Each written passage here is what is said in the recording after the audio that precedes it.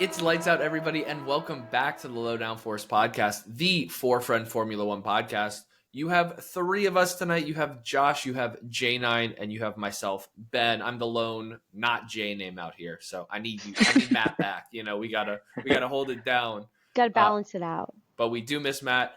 Hopefully, he will be back soon. But we've got a recap to do. It is the end of a triple header. We just were in Jeddah, Saudi Arabia for the Saudi Arabian Grand Prix.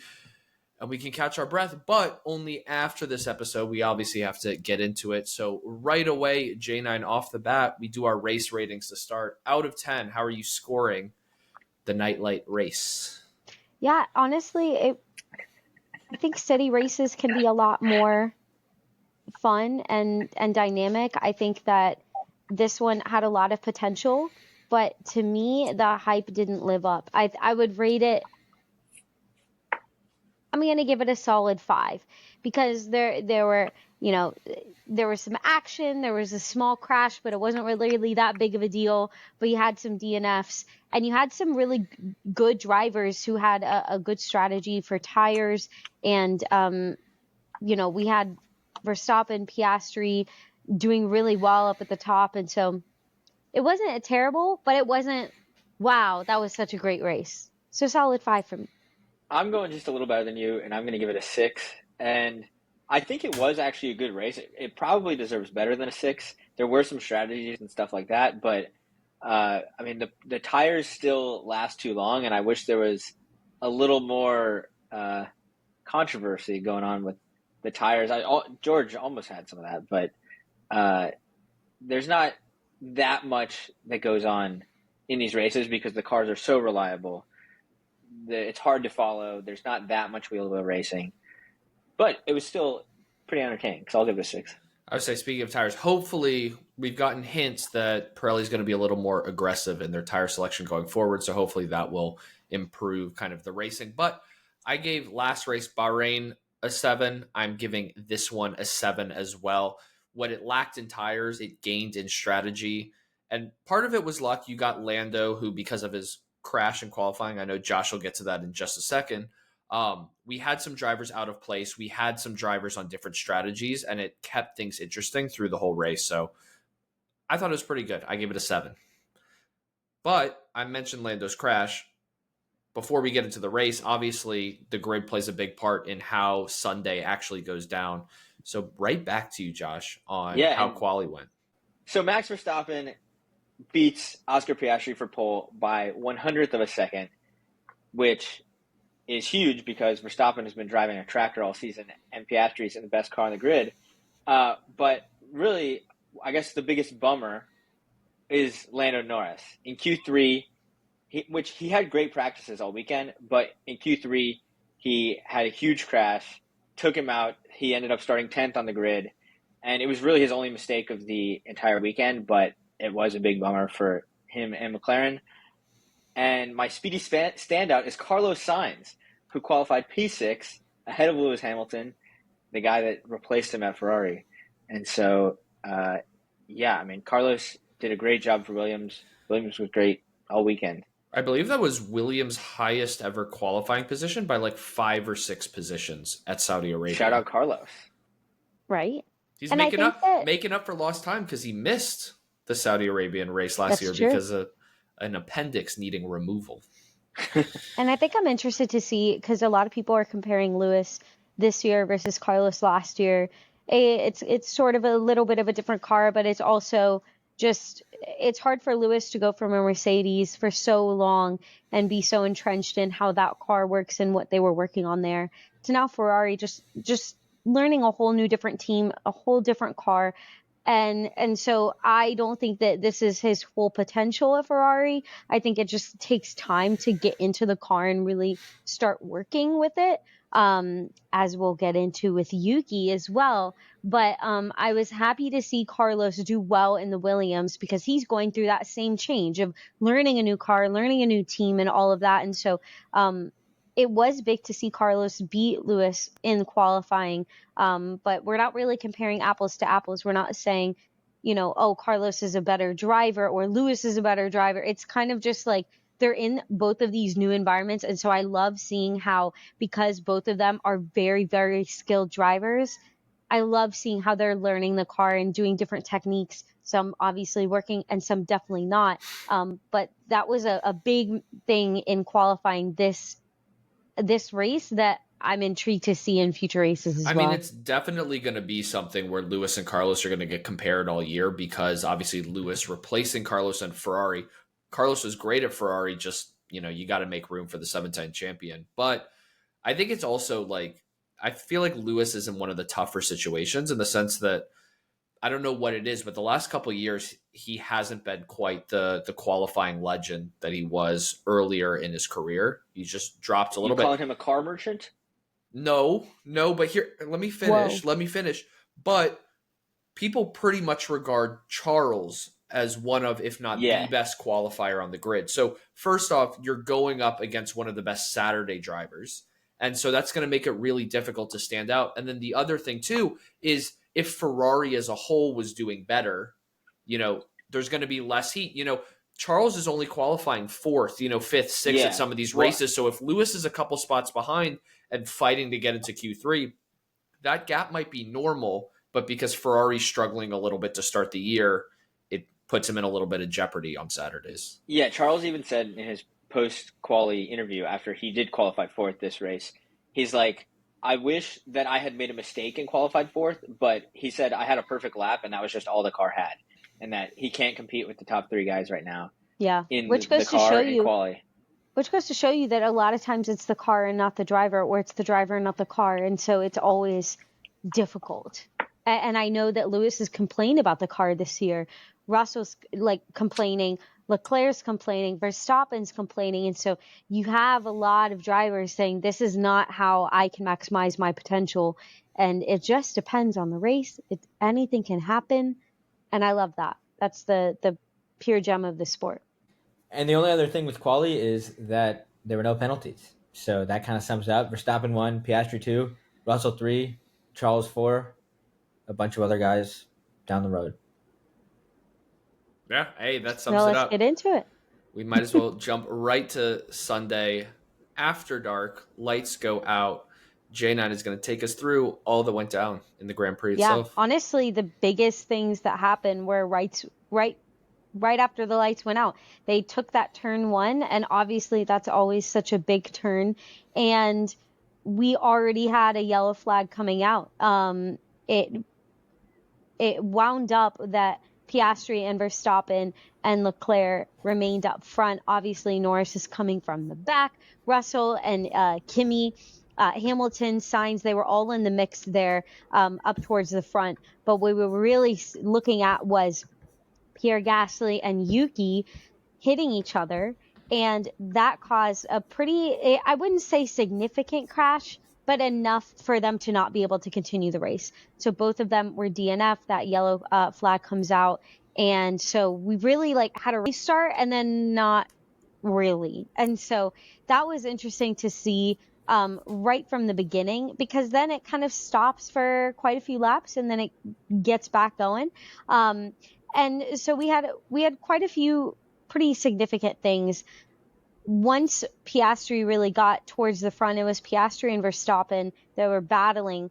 But as Verstappen took that first turn at turn 1, he ran wide. And so going off of the track, it was an issue with Verstappen getting that first position, but he got a 5-second penalty. And so we saw through the race, he and Piastri were pretty neck and neck, Verstappen leading at times. And so it wound up that 5 seconds really was such a big penalty for him, and it wound up contributing to him getting second place. So we had a Piastri win. Great win for McLaren, great win for Piastri, but very, very sad for Verstappen, because he actually really did have that grit, that determination, the speed, everything was there, but that penalty really kind of cost him the win there. We had a lot of different things through the race where, Hamilton lost a few points, positions. Leclerc went up and got that that third place on podium. So we had Piastri, Verstappen, then Leclerc.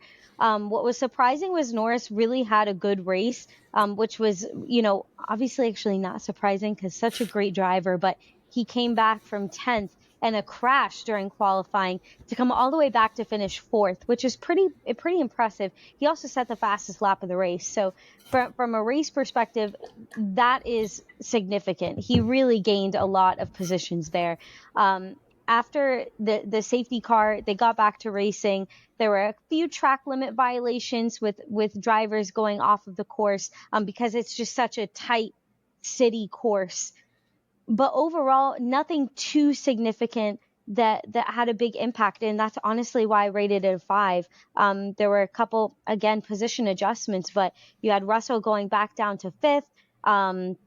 Leclerc coming up, getting his first podium, Lando at 4th. You had Kimi finish 6th, which is, again, huge for Mercedes. We're always really proud of Kimi. Lewis Hamilton finished in 7th. Williams got a double points, which I'm sure we're going to get back to at 8 and 9 with Sainz 8 and Albon 9, and then Isaac Hadjar at 10 for RB. So pretty significant race for some of those mid-tier teams to get some solid points there at the end. And really something, a race finish that none of us could have really predicted. I know I had put Verstappen first. Y'all put Norris or Piastri, and so we could kind of predict that. But further off of the podium, those were a little bit unexpected, and it was kind of good to see new names up there. We'll get into the predictions later, but Ben actually dominated this weekend. So, I'm jazzed, baby. I told you, don't call it a comeback. Don't long season. But I got to say, I love going through these race ratings, just hearing different perspectives. I know this time we all watched it separately. Just you talking through it almost made me want to bump the race rating even higher than a 7, because if you think about it, a lot of drivers can be really proud of it. Like you talked about, like Piastri and Verstappen were fighting. Like this is the best probably the Red Bull looked, and of course this track is a lot of high speed corners, so it really suits Red Bull, which probably helped close the gap to McLaren. But Charles Leclerc, you talked about it, Ferrari's first podium of the season. Mercedes was really the only one of the top dogs that didn't quite get it right. But you talked about Lando making up 6 positions from 10th, finishes really close to the podium as well. So, and I think the other thing, right, because it's like, looking forward, it feels like more and more teams are getting closer and closer at the front. So it's maybe this race itself isn't bumped to an 8, but going forward, maybe we can be a little more optimistic. But then I think the other one that really deserves a lot of kudos, because you talked about all that action in turn 1, is the FIA. Because I feel like they could have very, very easily made the Yuki Pierre Gasly crash a red flag. And everybody except for Lando and Hadjar, and I forget one more back marker, everybody was on the mediums, and they would have just been able to pop on the hards and go for the whole race. We would have had a real Monaco last year situation where there was really no tire strategy because, their pit stops were done on lap 1, basically. So the fact that they were able to safety car it, I think, was massive, because it really opened the door later in the race for Charles to go long on the medium, for Lando to not get screwed out of his starting on the hards while everybody else is on the medium strategy. You were able to get undercuts and overcuts and tire differential that actually created the overtakes that I thought made this race kind of decent. I think it worked out well for the FIA because Yuki was able to drive himself back to the pits.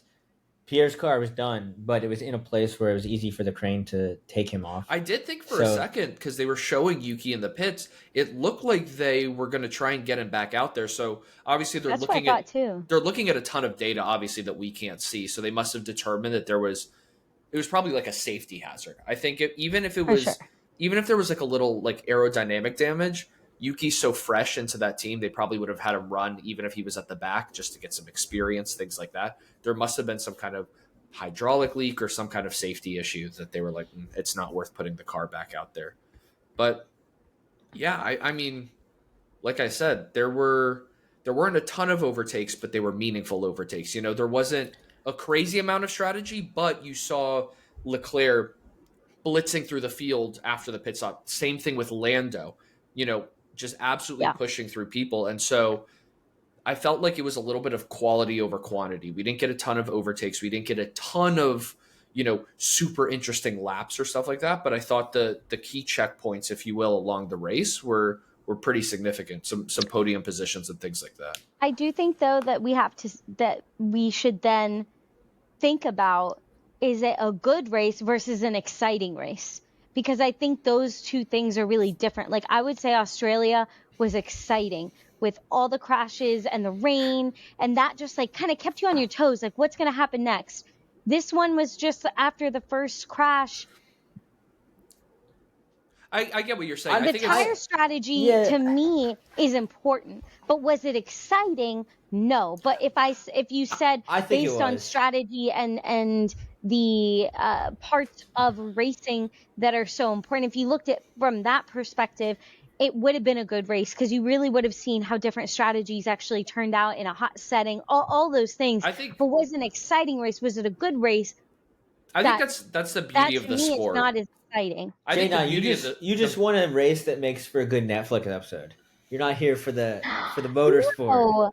Listen, at least this was in the afternoon for us. If it was a 4 a.m., I need a race that's going to keep me awake. So. I mean, there's you so don't have many. A point, but I'll give you a little bit. There's so many things you can wrong. be. There's so many things you can be interested in the sport for. Drivers, tire strategy, pit stops, things like that. I'm biased. I'm an engineer at heart, so tire strategy really interests me. Pit stops like that really interest me. Stuff like that. So, like I said, I'm cool with it. But like I also said, right? I think you're kind of alluding to it too.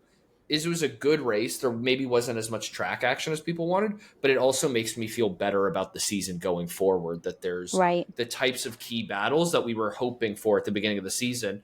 And I know, Josh, you talked about it earlier in your quali corner, but we finally get a race where the pole sitter doesn't win. Oscar comes from second. And of course, all of that pretty much happens on the first lap, but I mean, sometimes that's how it is, but that was the skill right there. He made a crazy overtake on Lewis Hamilton later in the race too, to kind of secure that win. So, deserved is deserved. You could blame it on the penalty for Verstappen, but the penalty for Verstappen was forced by Oscar getting a better jump off the line. We'll talk about it. Don't worry. Okay, we'll get into it, Ben. I'd love to talk about it. Is that your top? No, it's going to be my flop. Actually, we're gonna do this a little bit out of backwards. Order. Okay. Yeah, let's go flops first today. I'm going to kick it off. And it's weird because I think Max looked great in the Red Bull for a lot of the race. But my flop is Max Verstappen because this dude acted like a little bitch after the race. And I mean, he did. I mean, first off, he literally cut his interview completely short. He said, I don't really want to talk about what I go to Miami. That's not his fault. It is his fault. No, did you see? He was threatened. By what? MBS came up to him after the race and gave him a stern talking to, and because of that, he chose not to speak in his interviews. So Max, but I would say it's further than that because I think they obviously wanted to ask him about the penalty. Obviously, I think we all disagree on this podcast. Like the drivers shouldn't be censored. The drivers should be able to say whatever they want. He said like he didn't want to face any penalties. But I think it's one of those things, like we know from American football, famous, Marshawn Lynch, I'm just here so I don't get fined. Like it felt very much like that, but there were other things to talk about. Like we've talked about, this was probably the best Red Bull pace has looked. And the reason I don't think it was, just that interview being cut short. So if you watch him on the podium celebration, he does not spray ship it. He just takes his sips, cheers everybody, and basically walks off. He just acted really pouty. And the thing for me is, all of that stems from him disagreeing with the penalty that he got for cutting or for, gaining an advantage off track. The truth of the matter is he got a bad start. Oscar beat him to the first corner, got the apex. Max ran off the track with no intention of braking, think he was going to be fine. And do you know how I know that he thought he was going to get away with it just fine? His radio message. I found this the funniest thing. His radio message was like, Oscar was like, he just went off the track. Like, I had the lead at the corner. Like, he's got to give the position back. Max is like, he ran me off the track. He didn't leave space. He had no intention of making the turn. And guess what?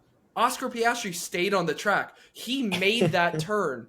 Like, it was almost like Max had this like pre-written plan to just run through if the situation got hairy, and he was just going to yell out his memorized quote, and that's what he was going to get. And the thing is, like, it happened, and it's happened like on the flip side for Max, where Max has been the beneficiary of beating somebody down the line.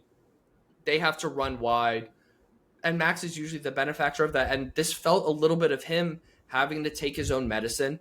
He wasn't able to, and it spilled from being like frustrated with your race to being like almost a sore loser about it and dragging like, because the thing, right, is the person interviewing him was David Coulthard, who's won like 18 Grand Prix or something like that. He's had like a 15-year plus Formula One career. He knows what it's like. He was in the commentary booth digesting all of this with the rest of us. And I felt that somebody like that who knew what was going on, like, deserved more respect. I think the people who worked hard, got to the podium and Max just kind of draining the life out of it, like, deserved more than that. And it just felt like, yeah, there are people at the end of every race who aren't happy, and he just visibly handled it terribly. Two things. One, Charles was trying to keep his vibes up. He cracked a few smiles when Charles was talking to him after the race. Two, did you see that Christian Horner printed out a picture of them at the apex trying to like have evidence that Max was ahead at the apex, which he was not. But it's so funny. It's so he funny. Printed out a full sheet.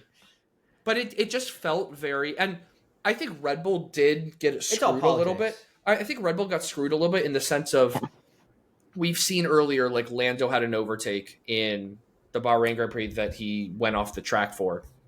And the team was like, give the position back, let's not deal with a penalty, something like that. Red Bull had to make that decision extremely quickly, because once the crash happened just behind them and the safety car came out, you can't do a position swap like that under the safety car. And so that I can understand, like, quick timing, because if Max just gives the position back, then there's a chance that you get a better pit stop, you do a slightly different strategy. Like, Max had the pace to win this race, and I think that's ultimately why he's so frustrated. But it just felt, and I guess it's not all on Max, it's a little bit on the team, looking at the pictures and stuff like that too. It felt like the team just thought, oh, we were fine to cut this corner. And especially when you go back and look and see that for all of that drama and stuff like that, like, Oscar kept the corner. It wasn't like he forced a driver wide and didn't make the corner himself. Like, Oscar got a great jump and played it perfectly. It just felt, for as slam dunk of a penalty as it was, it felt like it just wasn't handled the best by Red Bull's side of things. Which, like I said at the beginning, is a shame, because Red Bull actually looked good this weekend. I don't fully disagree with you. Like, I hear what you're saying. I think it's very logical, but I think that there's definitely something that we're missing. I think that there's a part for Max where he expresses himself through, obviously, his words, as I curse a lot as well, but he also, I know that in past interviews he's talked about certain things and he's gotten in trouble for it. And I know personally, if someone is going to make me feel bad and say that I'm breaking the rules and I can no longer say certain things and in certain ways and blah, blah, and puts all of these rules around it, then don't ask me questions, because I'm not going to want to answer it. And at that point, if I have to be in these post-race interviews and have, my team's going to get questions about it, I'm going to get questions about it, you know what? You're not going to get an answer from me, because if you're going to censor me, then I'm not going to answer it. And so I think that there's a frustration from a larger scale of, he doesn't want to talk about it. Like, he could in his mind be like, I fucked up, or like, I was right and they were actually wrong. Like, whatever was going through his mind, like whatever just flat out pissed him off. I think that in itself wasn't the full story. I think there's a lot of frustration with the FIA, a lot of frustration with the kind of rules that he has to follow, and that you can't curse into the radio while you're driving, and you can't do this, and you can't do that. And exactly. And so it makes it so frustrating for him. And if someone's not going to give me that kind of respect to say what I would like to say, then I'm not going to give them the respect of answering questions that they have. And so this is shocking for listeners who know that Verstappen's not my top choice. I give him a little bit of credit here. I do. I think that there are things, as Josh alluded to, it's just so political. And I think that there's a lot that the fans we just don't know. Well, that's and the it thing. Could be in the organization overall. It could have been even just nothing even about that crash that could have just made him and the rest of the team just pissed off. It could have been something else completely not related to that. I think you're 100% right, and we can get to your guys' flops right after this. I think you're 100% right because he did exactly that. I think obviously there's heat of the moment right after the race. We saw Charles Leclerc chugging like bottles of water. It was clearly a very, very hot race. Once he got to the media pen, Max, like after the podium, all of that, because all of the drivers kind of have to go to all the media outlets after the race, he was great. Somebody asked him, I think it was Chris Medlin for F1 TV, was like, can you talk about the penalty? And I mean, these guys are so media trained.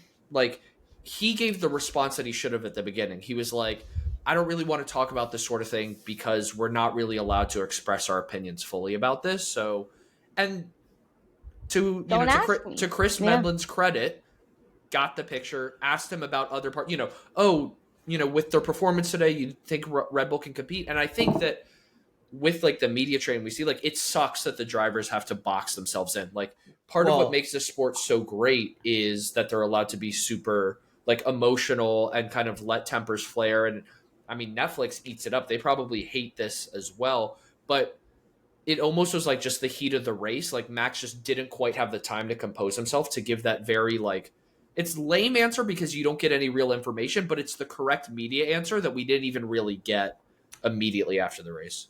I think Max knows his value to the sport, and he's trying to force FIA to, like, he's trying to be so boring that FIA says, okay, you can be yourself again. And I think that's what it is. Max is almost my top because congrats to him. He now has the second most points in F1 history, passing Sebastian Vettel. So good for him as like a little side thing. But all I wanted to ask about was the penalty. Josh. I want you to do your flop first because my flop is going to lead into my top. Okay, fair. Well, my flop was George Russell. And we all know that I'm such a Mercedes fan. And I'm really proud of Kimi for his number 6. I think that was awesome for him. Again, any time he's going to be somewhat successful, I'm going to cheer him on. But George, I feel just he did so well in qualifying. He got 3rd in qualifying. And after he did so well there, I just had the expectation that he would really just follow through during the race, not let Leclerc pass him, not let Lando pass him coming from 10th place. Like, goddamn, Russell, what are we doing? And I'm a little disappointed in him. I know that he's not fully happy with the car. I know that it's, you're going against McLaren and Ferrari and Red Bull. I get it. But I just feel like he could have done better, and he didn't. And I think that those are really critical points for Mercedes, that he could have gotten 3rd, but he got 5th. And that's a very different point structure, and I just don't think it's really what Mercedes needs to stay truly towards the top. If you want to be ahead of Ferrari, if you want to be ahead of Red Bull, you got to not get 5th. And if he wants to be that lead for Mercedes, if he really wants all the glory of being the lead driver for such a top team, you can't be finishing 5th. And I would be saying the same thing about Max if he got 5th, or Lando, or Leclerc if he got 5th. Like, that's not what we need to be doing. And so I'm really frustrated as a Mercedes fan that Russell would qualify so well, but go back. Yeah, and Josh, with Kimi getting 6th, it's like, George, I don't know what you're doing. You're supposed to be a lot better. Kimi's a rookie, and he's getting just after you. You predicted Mercedes to get a 4-5 in this race. Yeah, I know, and he didn't have to do it. And you're blowing up. Yeah, well, A, I don't get the points, and B, I'm just I'm not a Lando fan, and I'm just frustrated that Lando was able to get by both of them from 10th to 4th. So kudos to Lando, but I'm just a little pissed off that Russell didn't have better defensive driving, nor did Kimi, and we wind up getting 5-6. 4-5 would have been a lot more points, and I would have been happy about it. Well, It is different. Josh hit on it earlier with, the tire degradation was less than people were expecting. The tires were able to go longer. It seemed like for everybody but Mercedes. Mercedes really struggled with their tires. George was even on the radio at one point being really uncertain with how early they pitted because they were the first front-running team to pit. They weren't even sure if they were going to be able to one-stop it. George was asking if they thought they needed to swap tires again. And the thing that also, I guess, really highlighted it for me is Lando at one point was being investigated for basically crossing the pit line, which they said would be a 5-second time penalty. And this was around the time that Lando was catching up to George Russell for 4th place at this point. And the commentators were talking about it. As a Lando fan, I was really keeping an eye on it because 5-second penalty, if he gets past George, if George can hang with him, then, that's going to be really costly for all that work. You lose that spot right back. I think Lando got past George and then built a 5-second gap in 5 laps.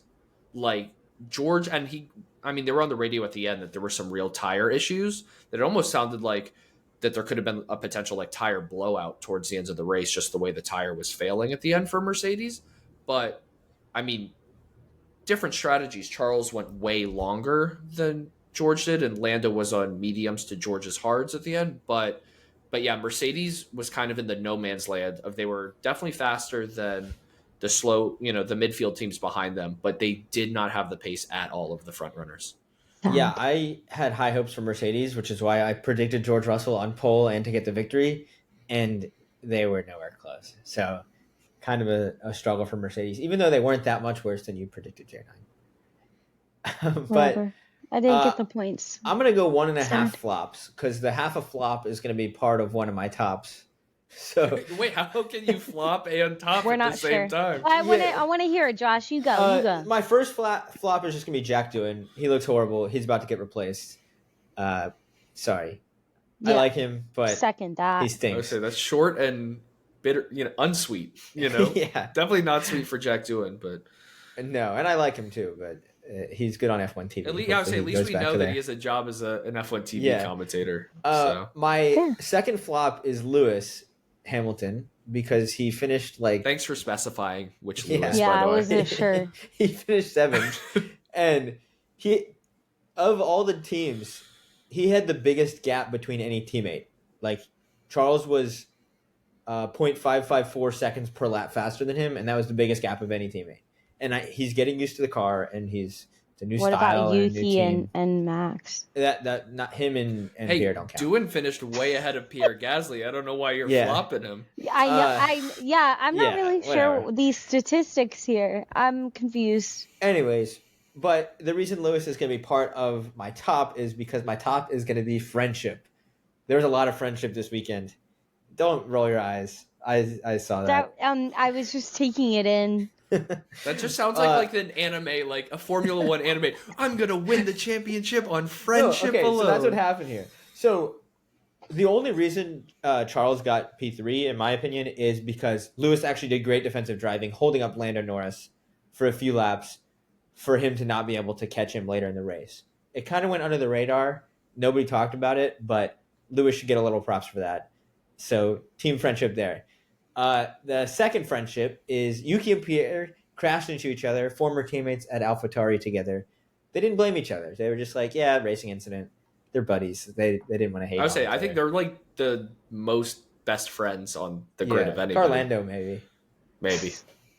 Everyone loves Carlos because Carlos is a great teammate. He's the third member of the friendship top was Williams.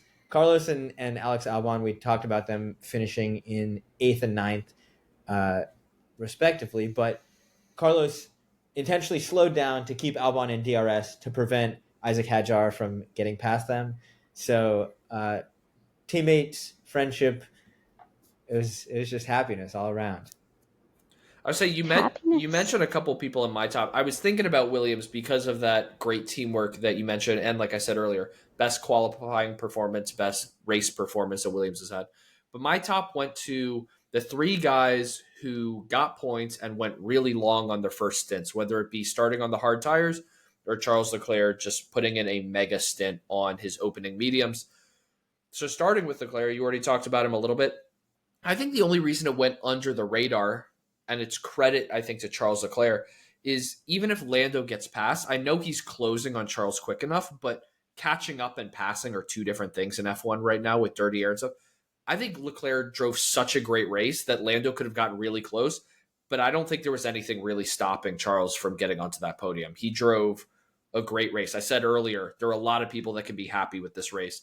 Charles was one of them. Like I said, that 35 laps on the mediums, like 15 longer than George Russell, for example. So you get a total tire offset. It makes it way easier to overtake later in the race, even with the dirty air. So he gets his first podium and Ferrari's first podium of the year.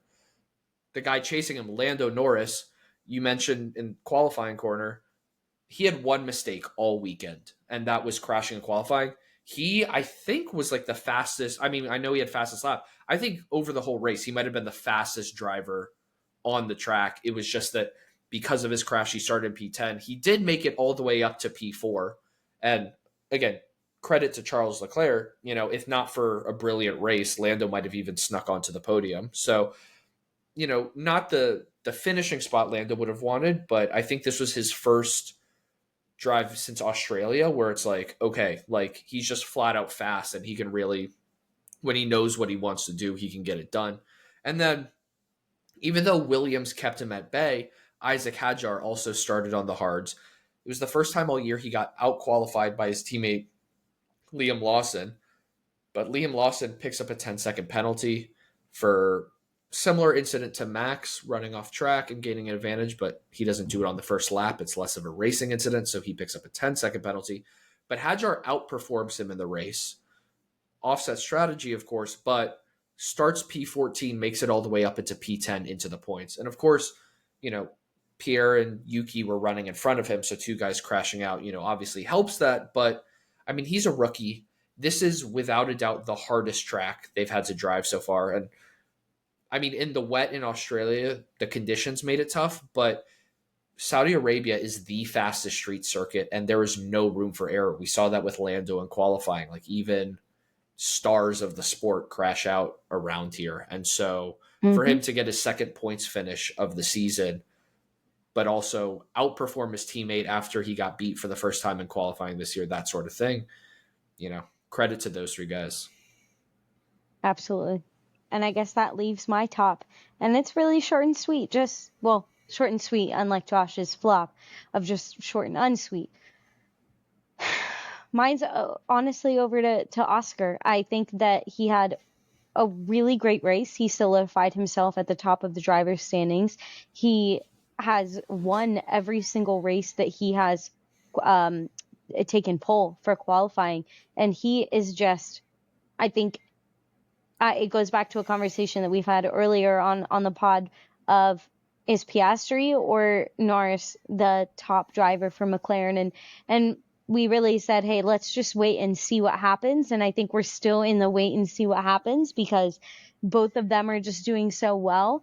But it was really good to see Oscar get this win. He couldn't have looked happier and excited to be at the top, to really prove that he is not just made for this sport, but should be on a top team at like McLaren, should be at the top for contending for the title.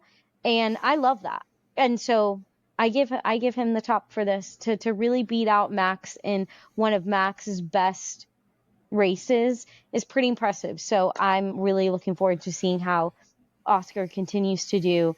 And honestly, I like Oscar better than Lando, so I'm excited to see how he does compared to Norris throughout the rest of the season. I'm a McLaren fan. I like them both. Oscar was already up there in my kind of driver rank because drivers I like. He is still climbing the leaderboard for me. And I think it goes back to why I was first cheering for Lando. I remember when I was first really getting into the sport in 2023, Lando had 2 overtakes, one near the hairpin in Canada and one in the castle section in Baku. And it really made me like him because he was willing to make big overtakes where other people wouldn't dare to go. And I just like that racecraft. And Oscar's got it. Like, he's got that it factor. That overtake he had on Hamilton going into one of the fastest chicanes, on this whole track, it was stunning, kicking up dust, off the racing line, all of that.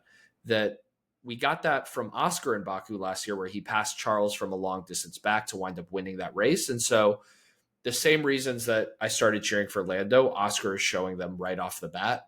And it's exciting. Like, as a McLaren fan, like, the season's still very early, but every race, regardless of, whether Lando's winning, Oscar's winning, what the big drama talking point is, every time I look, McLaren is the top scoring constructors. So they're just gapping and gapping and gapping in the Constructors' Championship right now. Even if the drivers are still heated and the media wants it to be even more heated than it is, I think Constructors is already up to 77 points on Mercedes. So feels good as a McLaren fan. And it also feels good as a predictor this race finally, because I hooked it all up. But Josh has kind of all of the updates for our very own Predictors' Championship. Yeah, so Ben, you were absolutely dominant this week. You got 4 points. Me and Matt each got 1. J9 0. So for the final standings, did I get 5? Oh no, I didn't. You're right. Nope. Apologies. I'm still in the lead with 12. Matt is in second place with 9. Ben, you've catapulted up to third with 8 points. J9's still stuck with 6. It's been a long time since you've scored. You haven't scored since Japan. And that was 2 weeks ago. It wasn't that long ago. Yeah, I guess triple header, you know how it is. But it feels like a long time ago. Ben, hot take of safety car not being a rookie was the big point score for you, and you had Piastri winning. Nice. Yeah. Well, when's our next one, Ben? Well, we get a week off finally. I feel like we get a little bit of breathing room. We are traveling to the United States, to the East Coast, where we are, one state to the south, Florida, Miami, specifically, for the Miami, Florida? Florida, Miami. Florida, Miami. No, it's honestly going to be such a good race. I know the team putting on that race from an operations standpoint, they are absolutely awesome.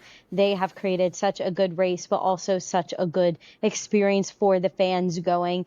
Just to be in that complex over at Hard Rock Stadium is just such a pleasure to be there. And the experience that you get to really be immersed in F1 is just one of a kind. And so it sounds like I'm like really selling it. I swear we're not sponsored. But if you want to sponsor us, please do. For sure.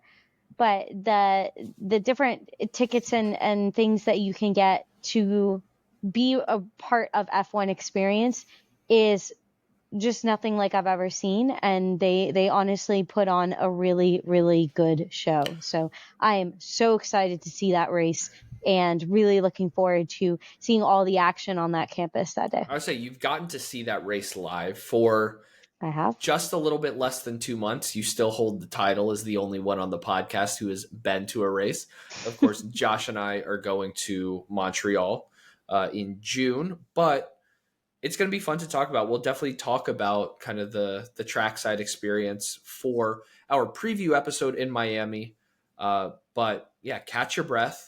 It's Miami, and then I think there's another week off before we get another triple header. So, Very inhale, fun. exhale where you can, because fast cars are going to do fast things very, very soon again. But of course, we will be back, as I mentioned, with our preview episode before we get to the next race on the calendar this year. So we will talk to you then. Until then, stay speedy, everybody. Goodbye.